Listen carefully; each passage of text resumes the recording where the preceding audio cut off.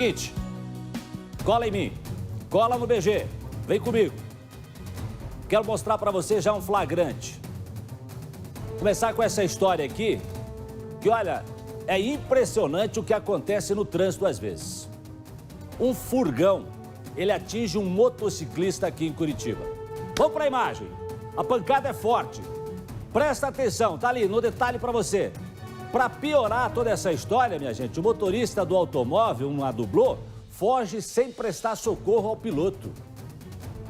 Agora, pensa comigo, essa imagem parece ser uma imagem de um acidente comum? Hã?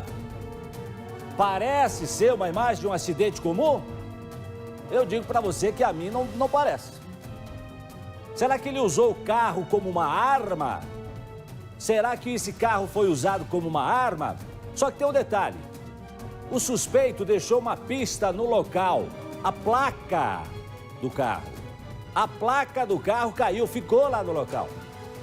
Aí é o seguinte, a reportagem do Balanço Geral foi atrás do suposto motorista para saber por que bateu no motociclista da maneira que bateu e fugiu do local. E aí eu pergunto para você, o que teria acontecido? O que teria motivado essa situação? O que teria gerado essa situação? Por que o motorista do furgão fugiu após a colisão? A Daniela Sevieri e o Ricardo Cunha trazem agora os detalhes dessa história pra gente. Roda. Os dois seguiam pelo mesmo sentido quando, ao acessar a Avenida Presidente Kennedy, a dublô bate na traseira da moto, jogando veículo e piloto direto para a porta de aço de um restaurante, que estava fechado no momento da batida. O cara simplesmente veio arrastando, uma questão de uns 10 metros, o motoqueiro, que acabou simplesmente batendo na porta do nosso vizinho aqui. Imagina se fosse no muro, se fosse, né? Ia ser bem pior a situação. Ficou bem feio mesmo. Ele ficou. E o pior de tudo, o rapaz fugiu ainda. Tanto o motociclista quanto o veículo dublô branco vinham pela rua Ponta Grossa. Nas imagens é possível perceber, inclusive, o momento em que há a colisão aqui neste ponto, bem onde está essa mancha amarela no chão. Daqui, o motociclista acabou sendo lançado para a porta deste comércio, que inclusive está danificada, está amassado. Um funcionário da manutenção está tentando arrumá-la. O motociclista, de acordo com informações que foram tidas aqui no local, foi socorrido a um pronto-socorro da região com uma possível fratura na região do joelho. E também há informações, de acordo com testemunhas, de que tudo teve início com uma briga de trânsito, momentos antes do acidente. Ele falou que ele já tinha fechado uma quadra atrás, já tinha fechado ele, certo? O rapaz da dublô tinha fechado ele e ele acabou buzinando. E ele veio. Só que ele veio um pouquinho mais rápido. Aí quando ele veio fazer a curva, o dublô acabou acertando ele. O piloto, que aparenta ter em torno de 25 anos, foi socorrido ao Hospital do Trabalhador, a princípio sem gravidade. Ele recebeu os primeiros socorros de comerciantes da região. O carrinheiro que tinha aqui saiu correndo muito rápido para acudir ele, porque foi bem feio. Porque na filmagem parece que é, nossa, mas você vê a cena, é totalmente diferente. É muito rápido, né? O que o motorista da dublô não imaginou era que deixaria a placa do carro no local do acidente. Nós fomos até a casa do dono da dublô, mas ninguém nos atendeu. A Polícia Militar fez boletim de ocorrência e entregou a placa para a DDTRAN, a Delegacia de Delitos de Trânsito. E além dos ferimentos do motociclista, o motorista da dublô também deixou um rastro de danos materiais. Fiquei com prejuízo da porta aqui de ferro, né? Mais a porta ali de dentro de vidro, né? Agora tem que esperar a justiça agora, porque a gente não sabe nem quem que é, da onde que é. Impressionante a imagem, hein? Não dá pra dizer, né, que foi um acidente. Dá pra dizer que foi um acidente? Ô, gente, o negócio é o seguinte, quem será que é o motorista da dublô? Será que ele já se apresentou à delegacia de trânsito? Será que o nosso Thiago Silva já tem informações pra gente dessa história? Chega mais, boa tarde pra você, Thiago. Oi, Jasson, boa tarde para você, boa tarde para quem está acompanhando o Balanço Geral. Pois é, Jasson, nós estamos aqui na Delegacia de Trânsito de Curitiba desde as primeiras horas desta terça-feira para entender um pouquinho melhor essa história, para acompanhar de perto e até ouvir o motorista desta dublô que se envolveu no acidente. Até o delegado Leonardo Carneiro, que é o delegado-chefe aqui da Delegacia de Trânsito de Curitiba, também está à procura desse motorista. Nós conversamos com a advogada que representa esse condutor. Ele ficou, viu, Jason, de se apresentar nas próximas horas para explicar exatamente o que aconteceu, mas ainda não apareceu aqui na Delegacia de Trânsito da capital. Segundo o delegado, analisando as imagens, porque a polícia tem o quê? A placa do carro, o boletim de ocorrência da Polícia Militar, mas ainda não ouviu o motociclista e não ouviu o motorista dessa doblô. Segundo o delegado, observando essas imagens que a gente mostra aqui no Balanço Geral, já está caracterizado o quê? A omissão de socorro. Já tem um crime praticado por ele. Vamos ouvir o delegado que está apurando toda essa investigação. Acompanhe. Você vê que de uma simples situação de trânsito, quase que a gente se deparou com um homicídio no trânsito. Além do crime de lesão corporal da direção de veículo automotor, ele também vai responder pela omissão de socorro e pela fuga do local do acidente. E quanto mais ele demora para se apresentar, mais a sua situação vai ficando complicada perante a Polícia Judiciária e depois também perante o Ministério Público e o próprio Poder Judiciário.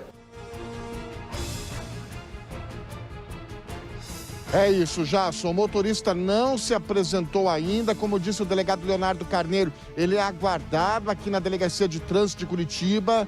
Se não se apresentar nas próximas horas, o delegado pode representar por uma medida mais drástica em relação a este condutor.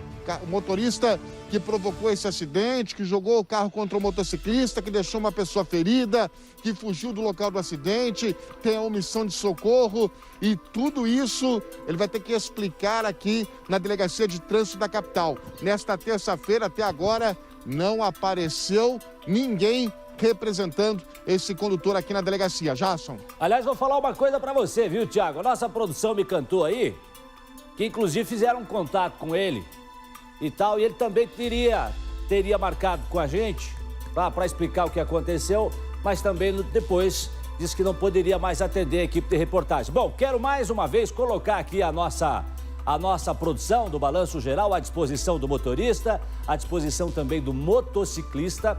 E nessas imagens, doutora Márcia Marcondes, é impressionante porque a gente vê, poderia dizer o seguinte, faltou, sei lá, travou o volante, a direção, deu um problema na barra da direção, não sei, mas o problema é o seguinte, é que depois a pessoa faz a volta, dá a ré e vai embora. Eu acho que aí é que está o problema, está caracterizado o problema. Já se tivesse um problema mecânico, que você não consegue direcionar o veículo, como você conseguiria manobrar em seguida? Ele estaria travado e travado estaria. Ele faz uma curva muito aberta, ou ele é a pior pessoa do mundo para fazer curva, né? Ou realmente ele estava perseguindo o motoqueiro. O motociclista, pelo histórico que se relatou, que já estavam eles tendo alguma discussão antes, é bem mais provável que ele estivesse perseguindo ele. Agora, disse bem o delegado, poderia ter se tornado ainda um crime de trânsito maior, né? Uma morte, poderia ter um assassinato. Porque o carro, minha gente, é uma arma. Se você não souber usar o carro, ele se transforma numa arma no trânsito. É uma arma que pesa 1 tonelada, Jasso. No mínimo. De grosso calibre, né? Então de grande potencial. É um projétil, ou seja, uma arma, né? Que ele tem um peso muito grande, uma capacidade muito maior de agressão contra uma motocicleta. E a gente sabe que na motocicleta, o para-choque e o para-brisa é o condutor, né? Então, a chance de ele se machucar em qualquer tipo de acidente é muito maior. Imagina sendo perseguido e jogado para frente, né? Ô, Thiago, você que já conversou com a polícia, isso aí pode ser considerado até uma tentativa de homicídio, não?